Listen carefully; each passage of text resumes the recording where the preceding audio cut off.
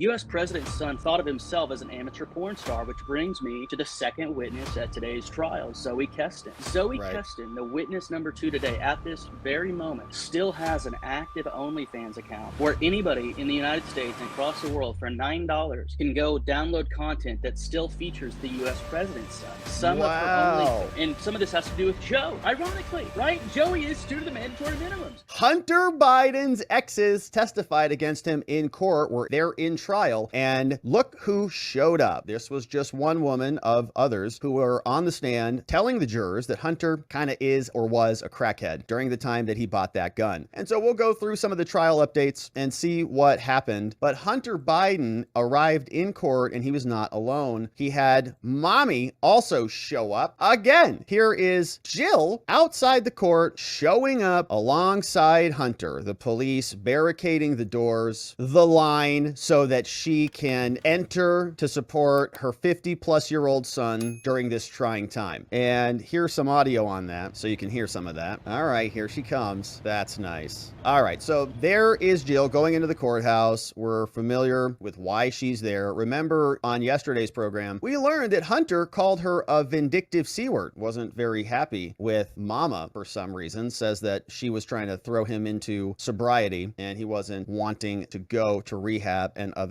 treatment mechanisms. But let's see what happened in trial today. So we have the court artist who's doing the sketches. Looks like a very nice gentleman, doing a nice job here. Appreciate all his hard work, bringing us the interior of the courtroom. But as we rewind the clock back to the beginning of the day, let's see where the day started. So early this morning, Hunter Biden's ex-wife, Kathleen Boulay, was called by prosecutors to testify. So Hunter's ex, right there, Kathleen Boulay, testified. She's been called to testify. Why? Because prosecutors believe her testimony will help prove that Biden was using illegal drugs when he bought the gun in 2018. So presumably they're married and she knows exactly what is happening. So she's going to come in and testify. Now, she was married to Biden for over 2 decades. That's Hunter. She's expected to testify about checking his vehicle in 2018, quote, from time to time because she did not want their children in a vehicle with drugs. And while searching the vehicles, she found those drugs, paraphernalia, and a bunch of other things and threw them out. She is corroborated by a text message exchange with the defendant in which she tells Hunter on March 9th, I also found some crack pipes in your car. I took them out because our daughter was driving the car. Didn't want her to find your crack, Hunter. So she's going to come in and testify. And in fact, she does. She's called. She says Hunter Biden's ex-wife testified to the jurors. She says, well, ladies and gentlemen of the jurors, can you tell us about what you found in your home? And she says, yeah, I remember one time in July 2015, I went outside on the backyard and I found a crack pipe on an ashtray on the side porch of our home. There's crack pipes on the yard side. She said, I was previously worried. I was scared. I didn't know if he was going to be using drug at our house. And that's after his 2014 exit from the Navy, which I think was a discharge under questionable circumstances. Boulay is testifying under subpoena. She does not want to be there, but you're here. We got your text messages, so nice to see you. Boulay says she also found drugs in Hunter Biden's car multiple times. Yeah, that wasn't the first time. Did you find more? Yeah. Says that she testified that she found drugs and paraphernalia in Hunter Biden's car on multiple occasions. When my daughters would use his car, I would check to make sure there were no drugs in it. And what was he like when he was on drugs? She says, well, he was angry. He was short-tempered, and he tried to hide his drug use from his family and friends. Testimony continues, but it ends quickly. 15 minutes, that's all. Defense attorney Abby Lowell, and we're always wondering, right, if prosecutors are actually throwing this case. They put on the bare minimum, just a couple of questions. Do you ever see him use crack? A couple of questions, and that's it. They do their basic minimum, and then they hey, we did our job. Leo Weiss only questioned Boulay for about 15 minutes. He's like, hi, how are you? What'd you have for breakfast this morning? She's like, pancakes. No further questions. Defense is like, okay, this is great, thanks. In her appearance, Boulay answered questions from the prosecutor with short, staccato answers. No, yes. We were in therapy together. Where Hunter Biden's addiction was discussed, Boulay told prosecutors. So that was pretty short. Now, under cross-examination, Hunter's defense lawyer, Abby Lowell, comes out, and Hunter's ex says, no, I don't know exactly. Do you remember when exactly you checked the car? No, not exactly. So you can't tell me what month? No. You can't tell me what day? No, I can't. I don't recall the exact days, she said. I only knew she cleaned the car when the daughters were using it. So whenever the daughters were using it, that was it. And she also said that Biden moved out of their house after she found the drugs. He moved out, really, after I found the crack pipe, but only considered them separated after I found found out about the infidelity. She's like, well, I threw him out when he was on crack, but once I found out he was sleeping with, who knows, maybe someone else's widow, who knows, but then found out about the infidelity. Now, Hunter Biden's ex-wife, Kathleen Boulet's off the stand. Abby Lowell, the defense attorney, concluded his questioning. Did you ever see Kathleen Hunter actually use drugs? No, I never actually saw it, no. So it was just a crack pipe around the corner. Okay. Next up, Kathleen Boulet departs the courthouse. Her ex-wife is off the stand. And Zoe Kestan, a girlfriend, another ex is on there, former girlfriend. So she comes out, she testifies about meeting him for the first time as well. Zoe Kestan told jurors how she met Hunter Biden at a gentleman's club she worked at in December. Says it was late at night, and saying that she was asked for one final private dance. Oh, that's so romantic. Hunter goes to a strip club. Well, just one more, baby, before the night's over. Come on, man. He was already in the room, said Kestan. Kestan found Hunter to be charming, adding that when the music was off at the club, he played a song by Fleet Foxes on his phone. Wow, really charming. That sounds like romantic as hell. That night, she said, Hunter Biden smoked something from a strange pipe. And given the context of where they're at, that could mean a lot of different things, and we're not sure what it means, but I assumed it to be crack cocaine. She's like, oh, nice. Did you hit that pipe, Kestan? Were you hitting it too, or what? Were you all smoking something from strange pipes there? Weird times. That's the president's son, first son. So Kestan testifies about a second time that they met Hunter in New York City. She also met Hunter for a second time in New York, testified that she saw him smoking crack again. A friend invited him to hang out, and I felt a connection with him, she said. Wow. So she decided to spend a week with him at the Soho Grand Hotel. It's funny when you feel a connection and you get to be pampered on someone else's dime for a whole week in a hotel room. Pretty interesting. She also saw him smoke crack during the trip, and eventually she witnessed him smoking every 20 minutes or so. And that is a big headline that's come out today. Everybody's saying, wow, that's a lot of crack. And was he doing that when he was buying the gun? Was he doing that when he was going into the gun store to purchase that firearm that apparently he was forced to buy, according to Abby Lowell? Hunter was incredibly friendly, she said, charming in their interactions. And Kestan said she developed feelings for him. I already felt myself really caring for him. And she's a lot more talkative. She's like, hey man, this is great. I love talking about this. And Kestan says she helped Hunter buy the drugs. Now, jurors were shown a picture of Zoe, that's Kestan, during the time she says she was with Hunter, and she saw him smoke crack. She said, what is this image? What is that? That's a used crack pipe, she said. And it's a picture of an item on a bathroom sink and a countertop. Now, she also testified that she brought a drug dealer named Frankie up to the room at the Four Seasons to meet with Hunter. And we talked about a lot of these text messages here previously. We read through some of the court exhibits or the discovery filings, and we saw that there were a series of text messages between Hunter and what seemingly were other crackheads on the streets. She also said she witnessed Biden clean out a crack pipe using chopsticks and disassembled the pens. Biden also asked her to get cash for him to buy drugs, and we saw all that as well, and learned that he was pulling tons of cash. I think over a couple of months, $100,000+ out as well. And they're showing more crack pipes. Another image is shown to the jury was of Hunter in a bathtub. We did everything we could to avoid nipples yesterday on the show, but the court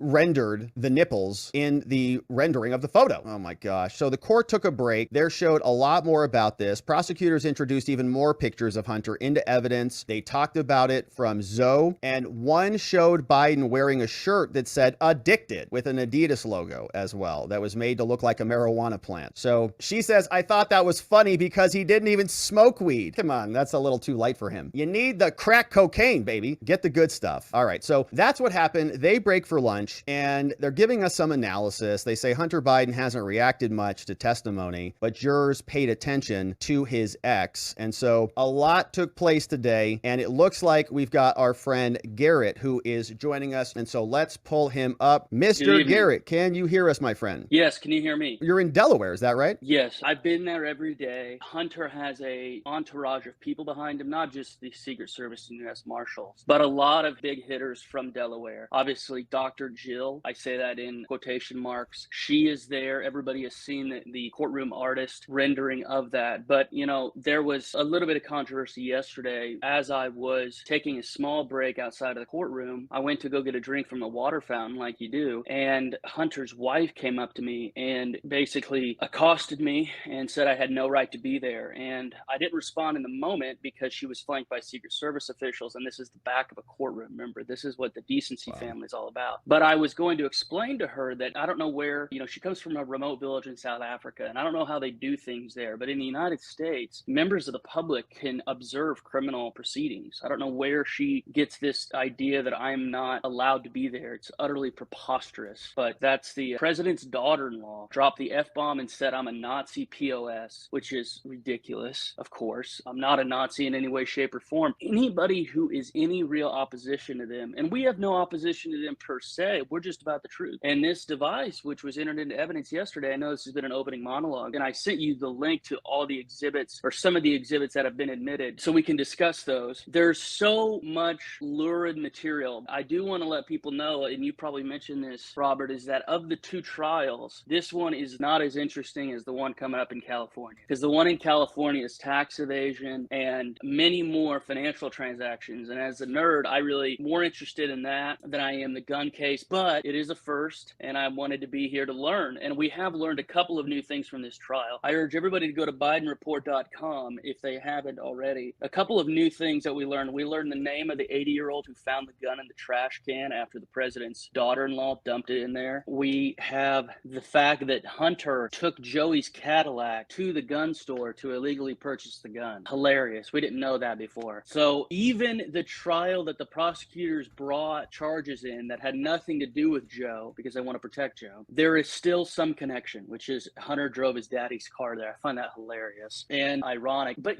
this trial, keen observers have noticed some ironies. In the jury selection, which obviously you've done because you're a criminal defense attorney, Hunter's group was actually looking for people who were very pro-Second Amendment, because there is some question whether or not this is a constitutional law. That's part of the reason why I think the California charges are much more legitimate. He may have an appeal here. He's guilty of the crime, absolutely. The question is whether the crime is constitutional, and if it goes all the way up to SCOTUS, I think he has a 6-3 shot here. We'll see. So this isn't a typical prosecution in that I think the statute is stupid. Nevertheless, they have used this atypical statute, Robert, to put in the physical device, because all we have, is a copy of the hard drive. But yesterday, Tuesday, June 4th, 2024, 4.5 years after the fact, it got dusted off of the evidence locker at the Wilmington Resident Agency of the Baltimore Field Office and was displayed in open court. So all of these people can kindly go at themselves who have defamed me and everything else. And again, for the record, I want to be as fair as possible here. Abby Lowell, Denver Riggleman, Margaret Wheeler, Robert, they say there are signs of tampering. As you know, in the Western mind and in the Western legal system, it is incumbent upon the accusing party to provide evidence for your accusation. That is Western reason, right? This isn't the East where just the emperor rules and that's it. Denver Riggleman and Margaret Wheeler have provided zero evidence of tampering. So they're saying that, yeah, the FBI copy may be pristine, but what's out there in Marco Polo and Rudy has been tampered with. Again, there's no evidence for that. We have put all the metadata for the emails online. So anybody who wants to dispute us can go download the emails themselves and try to find the tampering marks. We can see that the FBI found no signs of tampering, but Rudy's copy could have been tampered with because it was Rudy got it after the FBI got it. But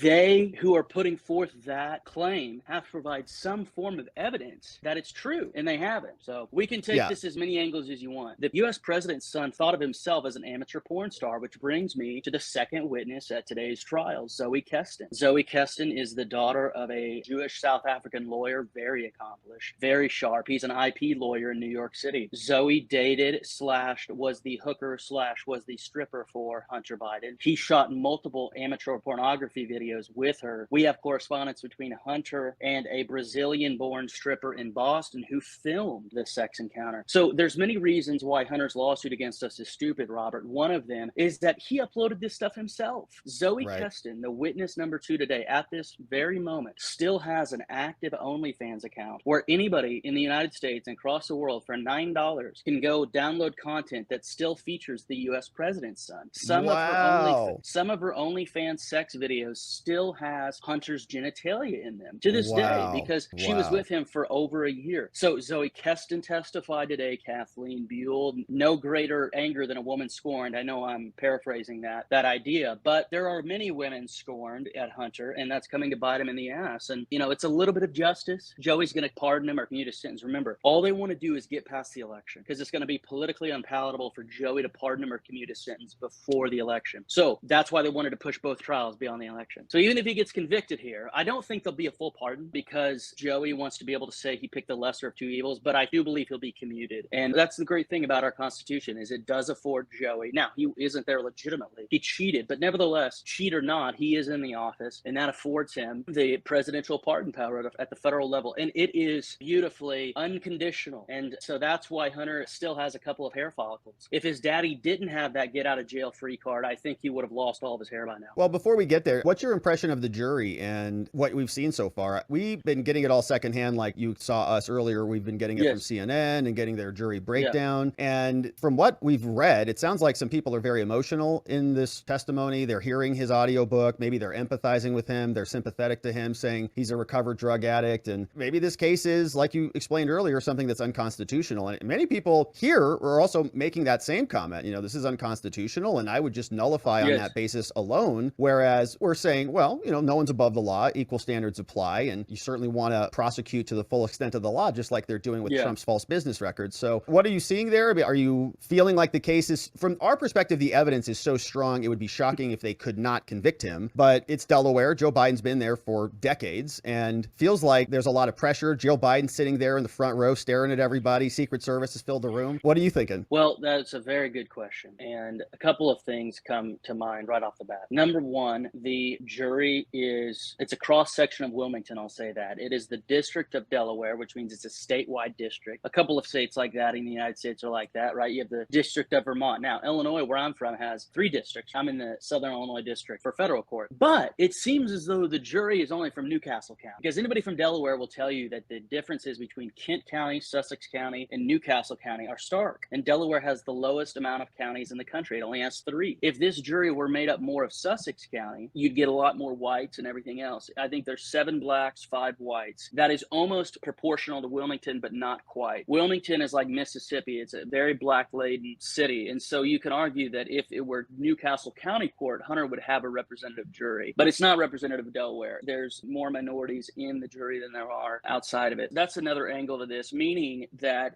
based on the statistics alone, blacks are, and some of this has to do with Joe, ironically, right? Joey is due to the mandatory minimums. Blacks in the United States have a higher incidence of prison time with regard to guns and drugs. Part of that's with Joey's own consent. And so that may end up helping Hunter. Last month in May, Noreika sentenced somebody to a year in prison, which was double what the DOJ was asking for this very statute. Wow. So it's U.S. versus Z Dong. The case number is criminal 57-421. And there it is, 924A1A, false statement during the purchase of a firearm. Noreika put him in 12 months and 1 day on counts 1 and 2, both counts to run concurrently. He's got to be at a federal correction institution near Elkton, Maryland, and he surrendered on May 29th. Why is this relevant? Well, if she did what you were suggesting, which was what I would be thinking about as a federal judge, is this statute constitutional? I don't want to sentence somebody that I think the statute is unconstitutional for. Noreika's already made that determination that she thinks it's constitutional. So the only way Hunter serves a day is if his surrender date is before November 5th. That is pushing it. If he gets convicted next week, you could see a sentence date for,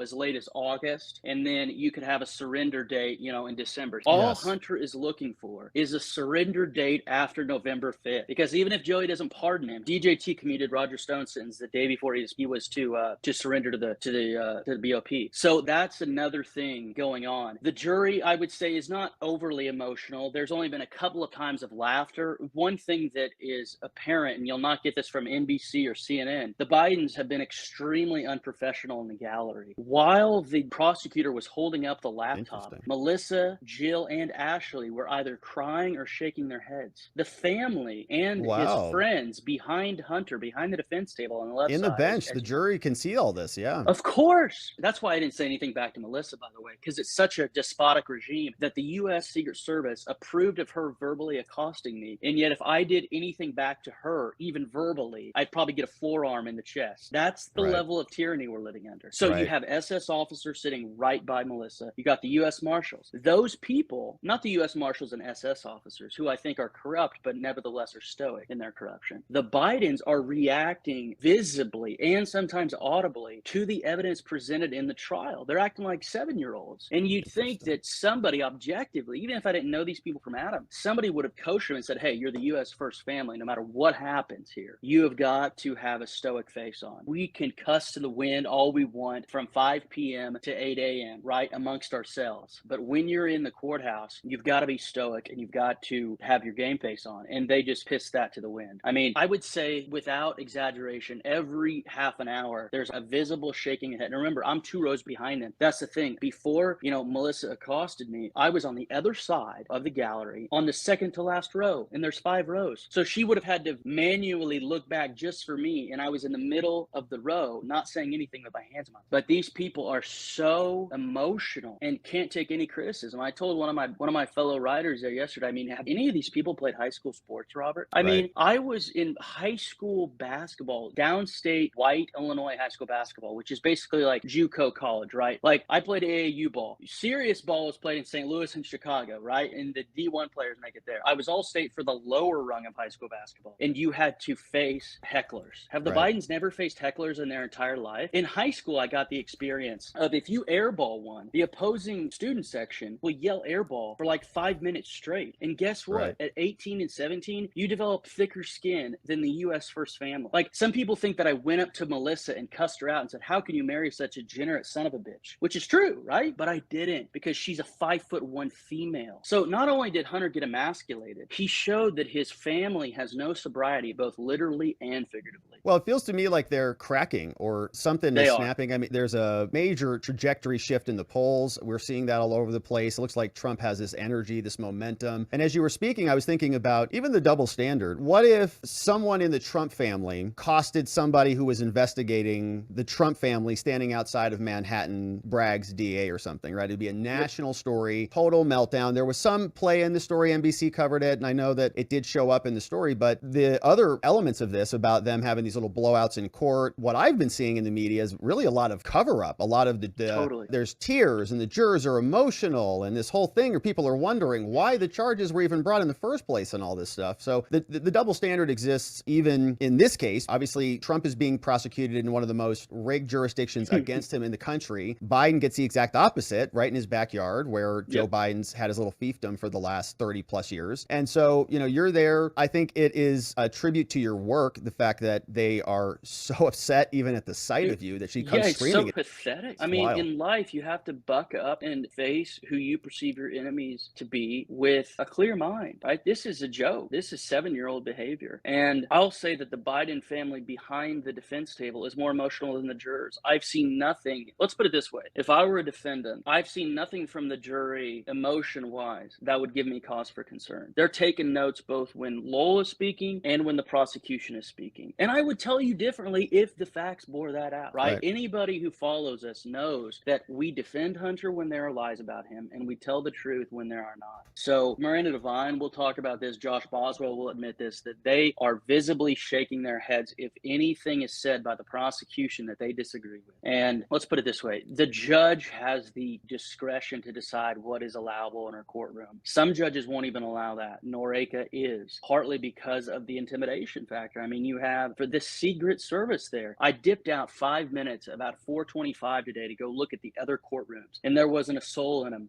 on the second floor, right? It was just the defendant and nobody in the gallery. And so this is like an anomaly for the District of Delaware. Part of that anomaly is their, I would say, unconstitutional rules about electronic devices. And this is why you haven't seen a live tweeting from me. I wanted to live tweet it just like Matthew Russell Lee did, but guess what? They only give devices to resident reporters. They discriminate between people who are there for a trial and people who live there and cover it as a full-time beat. Now, I understand the laptop privileges for the full-time beat people, but guess what? There's no reason why we shouldn't have our phones in the overflow room, right? So there are 80 seats in the gallery. Hunter takes up in his family about 25 of them. I totally understand Noreika's standing rule that no devices except for the attorneys be in the courtroom, right? That's totally understandable. What is not reasonable is there's a third floor overflow room where we get the audio feed, not even the video, but the audio feed from the trial. And you can't even have your phone there. It's utterly ridiculous. So that's why you see every 4 hours us updating it, because it's when I go back to my car in the parking garage, because I don't even want to bring my phone in there, because if you do, you have to have it in this stupid little pouch and it's extremely uncomfortable to carry. I actually agree with the big law firm's motion motion to intervene here. This big law firm, Ballard Spahr, which is where Leslie Wolf went, she's of counsel there. They actually intervened on behalf of Washington Post, ABC, NBC, all of the big line press to get their writers to have their cell phones there. They're not even asking for laptops. But the fact of the matter is that you have CBS right now having 3 gophers. One of them is standing in the overflow room. One of them is going through security, and the next one is typing it out outside. And it's just a constant train.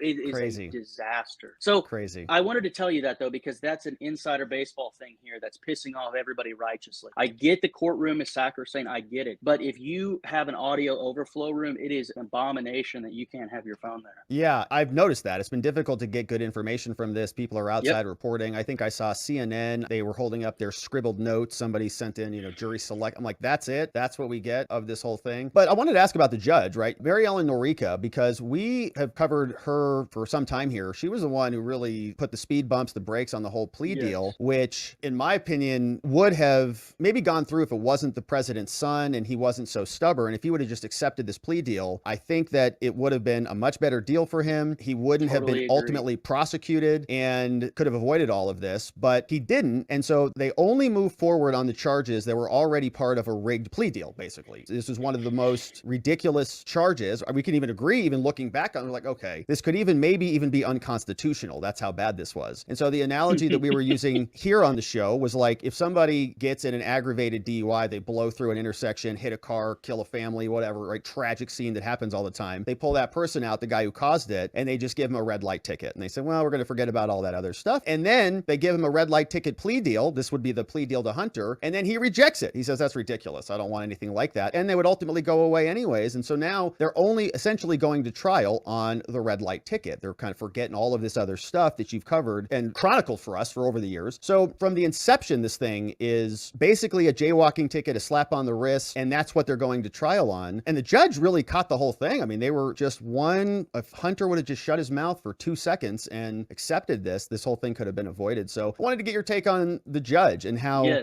she's comporting herself. Is she seemingly fair? What's your take? Yes, I've thought about this a great deal. I compare Mary Ellen Norica, who uncommonly doesn't have a middle name. You always put the initials at the top of the federal cases for the judges. Just MN for her. I've thought deeply about this because sociology is my favorite subject. Think of Mary Ellen as that very judicious, careful, no BS older sister. You can understand why she's permanent bachelor. She's never been married. And it's not because she's not kind or ugly. It's just that she's like that. And so I think she's been fair to both sides, but it's somebody who in high school would have been mad at you for cheating off of them in Spanish class. But she would have been a great person to cheat off of because she actually did the work. I'm blanking on the exact right adjective for her. Judicious is a good adjective I would describe. Her voice belies her ability to crack the whip. Her voice is like, I'm not sure if you've heard of that phenomenon, ASMR. Certain voices put people to sleep. Her voice is like an ASMR voice, but she's not into BS. And I think she's very argumentative when somebody challenges her and she believes she's in the right. So I think she's been fair, but she's like a strict teacher. That's the emotional response that I get from her. She's been in there since 2018, was part of the uniparty legal establishment in Wilmington for 25 years. She was at the very same firm, weirdly, for 25 years, 1993 to 2018. And that was the only job she held. She was only a civil litigator. So for only being a civil litigator, I think the criminal trial that she's done so far has been impressive, right? You're in the legal field. You know what the difference is between a novice and a well-trained trial judge. And even conducting trials for the civil standard vis-a-vis the criminal standard is much different, right? The jury instructions are much different. It's not preponderance of the evidence. It's beyond a reasonable doubt. And Lowell is a good sophist. We've talked about him on this program. He is a good sophist. If there is reasonable doubt, BS or not, he will try to hammer that. Now, this is in the weeds, but your audience is sharp. At the appellate level, because this is how I talked about with this kind of stuff we talk about with the Marco Polo guys. At the appellate level, they could split it Solomon style. They could split the baby. I think of the three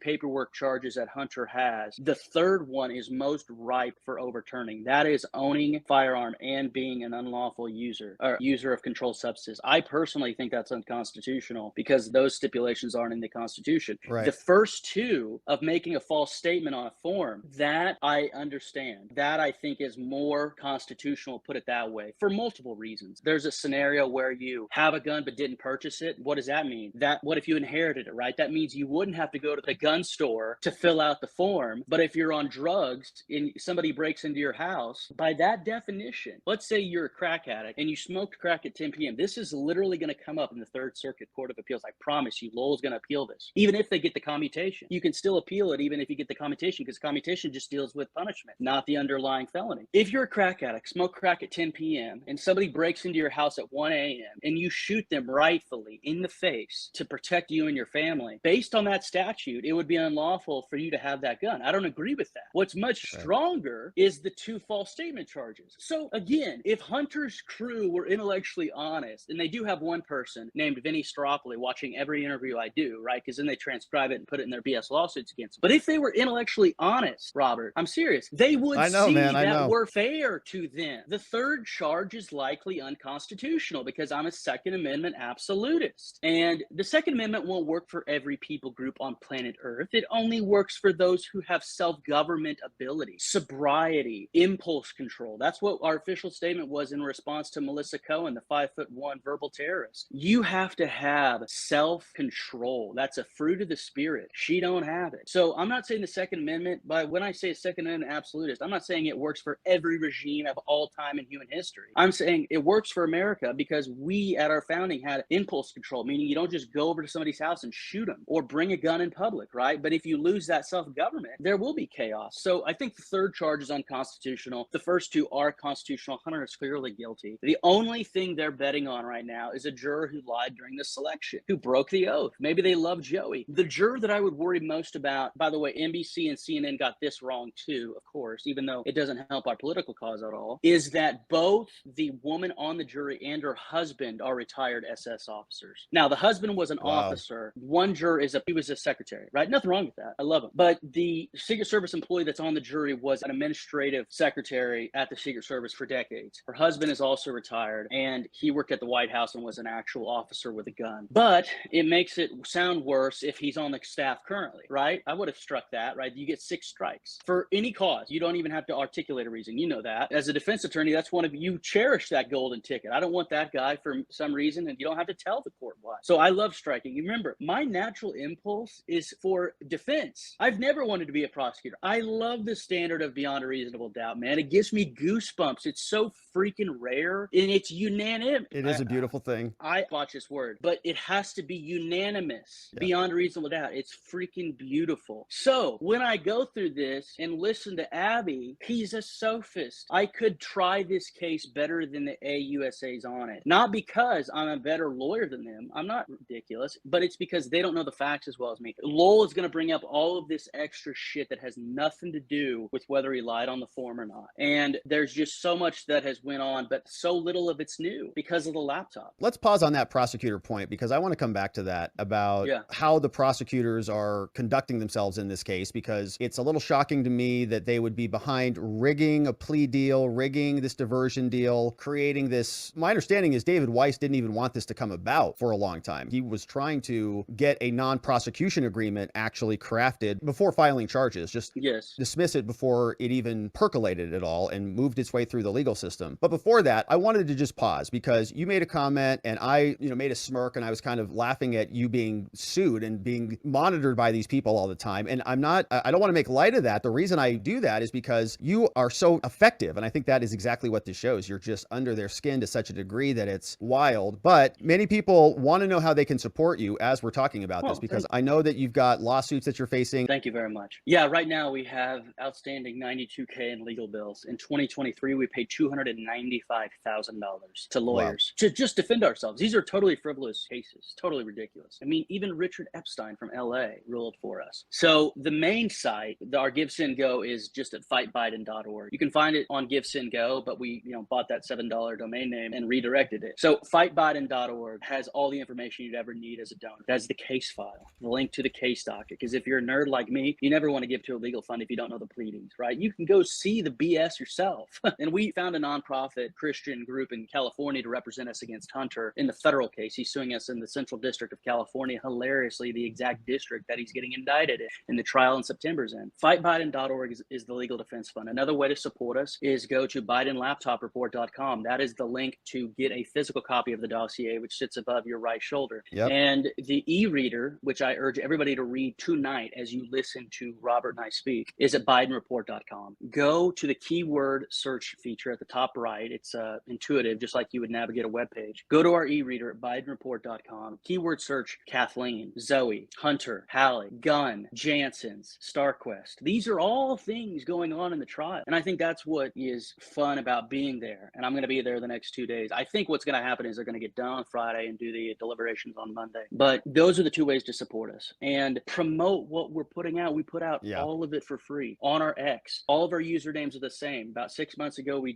changed usernames, made them all uniform. It's all Marco Polo 501c3. That's our website, marcopolo501c3.org. That's our usernames on X, because they mark some of the stuff we post as sensitive, even though we've never posted genitalia. We cover all penises, all butt cracks, all vaginal areas. And remember, this is the decency family. Jill said this. She said decency is on the ballot. Well, we give you that decency. And so X should not be throttling us. And, you know, the legal defense fund is very critical, because all we want to do is continue our work. We're the most frugal group out there. I'm staying with a friend out here. Everything is grassroots. I've gone to 16 of the 50 states. If you go to our website, I know this is a long answer to your question, but if you go to our website, you'll see the tour. We have one scheduled for next month in Colorado. And then that final 4 months, I'm going to be on the road every week, going to the final 34 states. So I'll go to all 50 states by November 5th with a dossier. We're going to sell out of the physical paperback copies within the month. And then we're going to do a hardback cover edition with golden embossed pages. Nice. From Easton Press out of Omaha, Nebraska. It's going to be absolutely hilarious. Every one of them is going to be signed. It's going to be like a limited edition, 1,000 copies to get us up to November. So again, it's what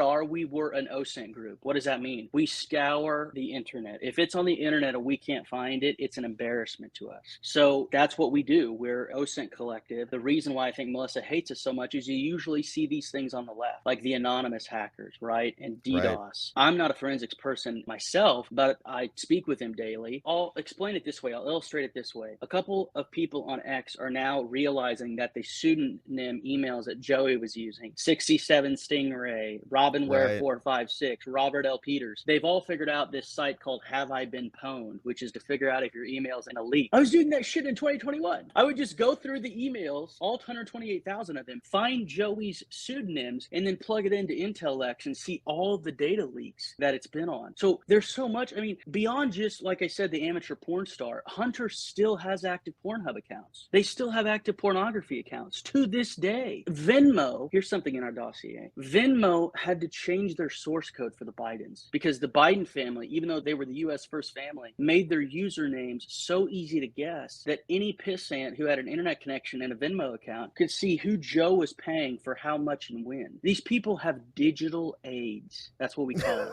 Robert. Their OPSEC is that of a 78-year-old who doesn't know how to navigate the internet. It might not just be digital, man. Who knows where Hunter's been? Well, with Hallie, remember, talking about the witness tomorrow. They didn't get to Hallie, although she was at the courthouse today with her new husband. We broke a story on Saturday in the New York Post. Miranda Devine worked with us on this one. Hallie got married on Sunday, hilariously, to a financial advisor in Cincinnati. Oh, I saw that, this. Yeah. So even if you think you're having a bad week, this is Hallie's week. She gets married, doesn't even get to have a honeymoon, then goes and has to testify at her ex-lover's / dead husband's brother's trial, telling the jury that Hunter introduced her to crack. That was one thing that came out on Tuesday in the opening arguments. Hunter got his dead brother's widow on crack cocaine. And all we do in our dossier is put the transcripts of their phone calls when she's asking him for help to get the crack cocaine. We call it the cocaine saga. But all we've done is take a scientific approach to the device, and that has ran them up a wall. They have such underdeveloped characters. Usually by 55, some of your biggest character flaws are worked out through, you get the kinks out through being a human being and praying that the Holy Spirit will work on your heart. That is not there. They don't think about the world like that. Nothing's going on. No introspection. 4 years of your sex videos and drug deals online, and it has inspired zero introspection. To a sociologist amateur like me, that is fascinating. How does zero introspection happen in 4 years? I don't know, but it's a phenomenon that seems to be in DC, and it's definitely got their hold on Biden's. They've been there for a long time. Yes. So one word answer, fightbiden.org. Everything's there. You can find our website through fightbiden.org, our report, our legal cases. Amazing. So thank you for the details on that, because the work is awesome. And if you guys haven't seen it, it really is. Every time I flip it open or show somebody, I show it to people all the time. I'm like, check this out. Like, oh my gosh, the reaction that people have. Some people just shut it. They can't even believe it. It's just amazing. They cannot face the truth. They literally at a synapse level won't look at it. The reason why we have the purple and the weird dolphin logo logo is because it sticks in your mind. That's part of the reason for the logo and the color. It's not because we want to be cute. It's that once you see the logo, no matter what your response, you can't forget it. That's one of your goals for developing a logo, right? You don't want the person to forget it. If somebody is just coming, first time they've heard of me and know that we're covering the trial, the reason for the purple is because it's unforgettable. You're like, what the f is a purple dolphin, right? And then you say, holy crap, this thing has 2,000 footnotes. This playful dolphin thing, you know, they're not schmucks. And that's what they're used to, the right being schmucks, right? That's what it is. And we're not schmucks. And I mean, that's why you see Kevin Morris. Kevin Morris's family, here's news. Kevin Morris, the demented caveman sugar brother of Hunter, he's been sitting behind him all week. His whole family's abandoning him. There was a huge piece in the New York Post yesterday. His 23-year-old adult daughter apparently went up to Hunter and said, stop taking advantage of my dad. So again, we told Morris this in June of 2022. My friend said, hey, you know Hunter's never going to pay you back, right? There's a whole Indian tribe ahead of you in line. That Indian tribe is the Oglala Sioux. Remember the Indian bond fraud case where they stole millions from a Indian tribe in South Dakota, the poorest in the nation? My friend was like to Kevin, you're stupid for doing this. Bidens are never... Is that the one Devin Archer was involved in? Was he involved in that one, or was that a separate one?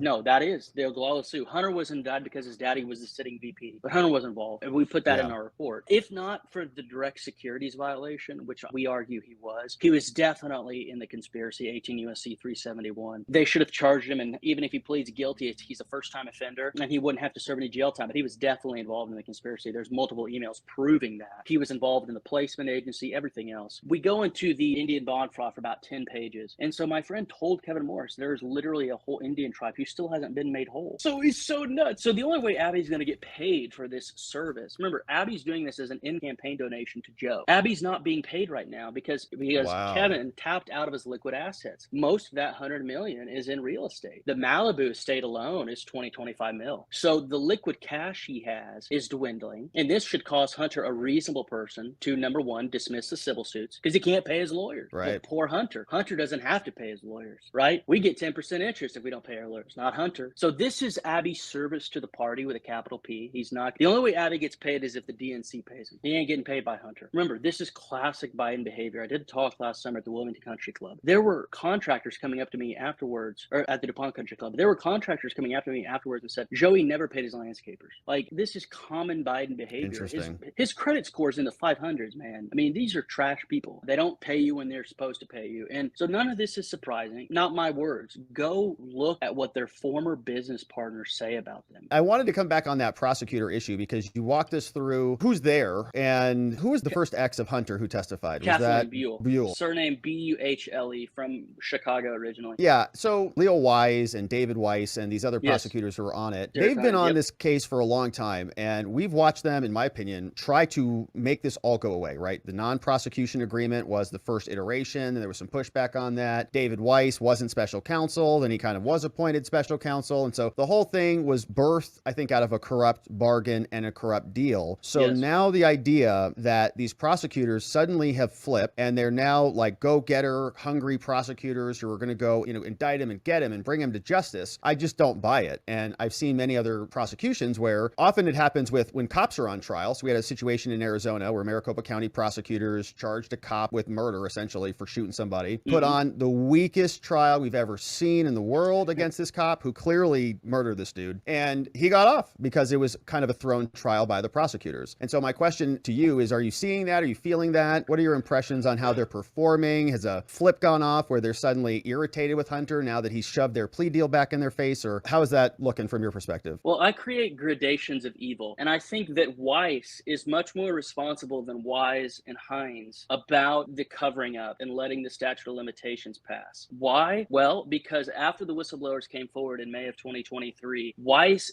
then got Leo Wise and Derek Hines from two different AUSA offices, Hines from Philadelphia and Wise from Baltimore, and pulled them in. So they weren't involved in it. They got this case in late May of 2023. Weiss, David Weiss, the son of the bribed IRS agent, is responsible for all of this, going back to 2018, and his ass isn't even up at the counsel's table. He's in the first row of the gallery. So in the gradations of evil, Weiss is up here, and Wise and Hines, their goal is to be able to look, to be able to hold up a trophy and say, hey, look, nobody's above the law in this country, when in fact they're picking a class of criminal activity that doesn't link to Joe, and one of the charges is unconstitutional. Right. They're company men. That's how I would describe them. Like Noreka is that strict older sister Hunter. I look at these guys as like corporate counsel for DuPont in the 1950s. They're both 6'6". They're both vanilla, and I consider Leo Wise to be the more. He also has a decade on him, so maybe in a decade Hines will be as talented.